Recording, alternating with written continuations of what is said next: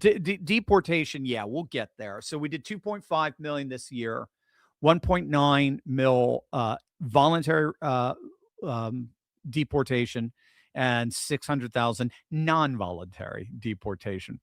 And Homan says they're going to probably be able to double those numbers this year and the next year because of the BBB, and with all the massive funding for new ICE agents, new border security, customs and border security, new holding facilities, just streamline it.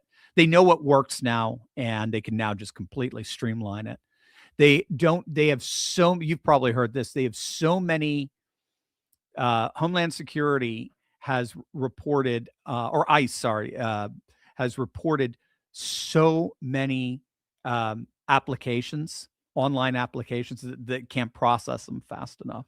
It's just incredible. So we're gonna have a really massive force to get rid of. We got 2.5 mil. I'd love to see that get to 3 or 4 mil, and then if we can do that, we can get to all 11 mil by the end of it all. Because the more, seems to me that the more that they are forcing immigration, the more there'll be voluntary immigration. I think they play off of each other. Sam, Bolsonaro is apparently in jail, in Brazil, with a long sentence from the corrupt, tyrannical Lulu and Moraes. That's their Supreme Court villain. Why hasn't Trump put more pressure on Brazil to release his faithful ally? Biden, through Jake the Snake, was certainly thoroughly involved in Brazilian electoral affairs. Yeah, I think they stole that election big time. Bolsonaro should have won. It would have been small, but he should have won.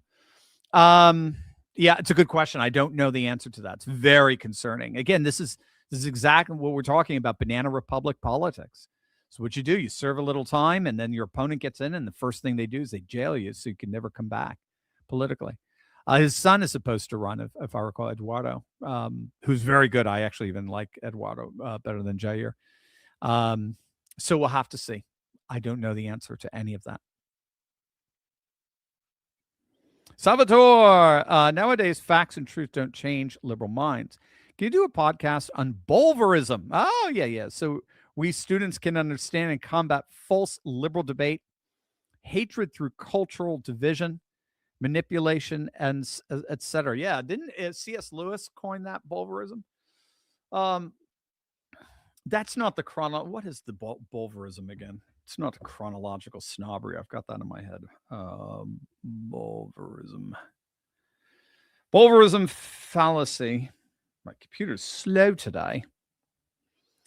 Coined by C.S. Lewis, where you assume an opponent's argument is wrong and explain why they believe it due to their biases, motives, or identity, instead of addressing the actual argument's merits.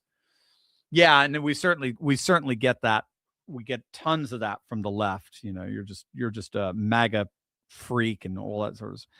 There is it works at a presuppositional level. Like if someone tries to deny truth, you can point out to them that the only way you could deny truth is to assume it, because you're assuming your denial to be true, right? You know, so you can hit it at self-defeating statements, inherently unaffirmable statements. But yeah, if you're just starting with the premise that, you know, Trump is Hitler, and then anybody who buys into MAGA are Nazis, then yes, you've got clear Bulverism there.